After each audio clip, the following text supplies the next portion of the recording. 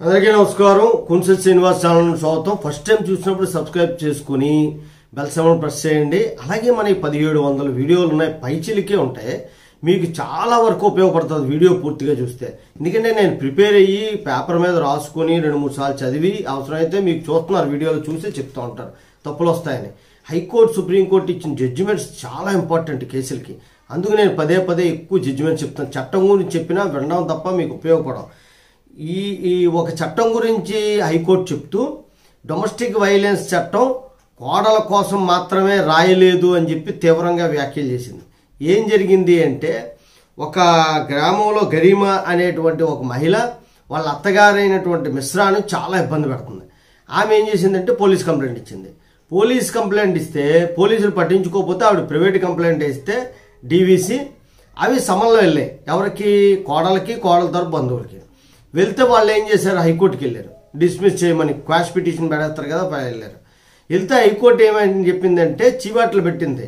అమ్మా, చట్టం నీ కోసం, కోడల కోసమే రాసింది కాదు, కుటుంబంలో ఉన్న ప్రతి స్త్రీ కోసం వర్తిస్తుంది ఆ చట్టం అని చెప్పేసి.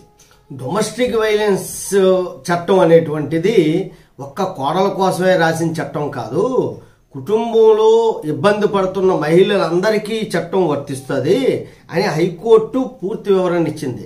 అలాగే కోడలు దాఖలు చేసిన పిటిషన్ని డిస్మిస్ చేసింది.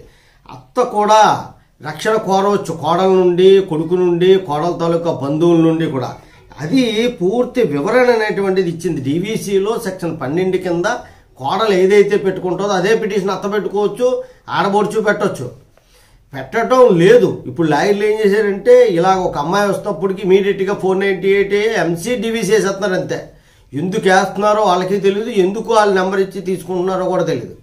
అది అలవాటైపోయింది, ఇంకా ప్రొసీజర్లో ఇంకా అలవాటైపోయింది. అందువల్ల ఇది ఒక్క అత్తకి, కోడలకే కాదు, అత్తకు కూడా వర్తిస్తుంది. అలాగే ప్రతి స్త్రీకి వర్తిస్తుంది. ఆడబొడుచులకి, మిగతా కోడళ్ళు ఉంటారు ఇంట్లో, వాళ్ళు ఒక కోడల వల్ల మిగతా కోడలు ఇబ్బంది పెడితే వాళ్ళకు కూడా వేసుకోవచ్చు. అలాంటివి అది క్లియర్గా హైకోర్టు చెప్పడం వల్ల మనకి దాని మీద ఒక పట్టు వచ్చింది. మన ఈ హైకోర్టు ఆర్డర్ ప్రకారం మనం కేసు ఫైల్ చేసుకోవచ్చు. అత్తమే నువ్వెందుకు ఫైల్ చేస్తున్నావు అనడానికి లేకుండా అది డిస్మిస్ చేయడం జరిగింది. చాలా మంచి నిర్ణయం తీసుకుంది. జై హింద్, భారత మాతాకి జై.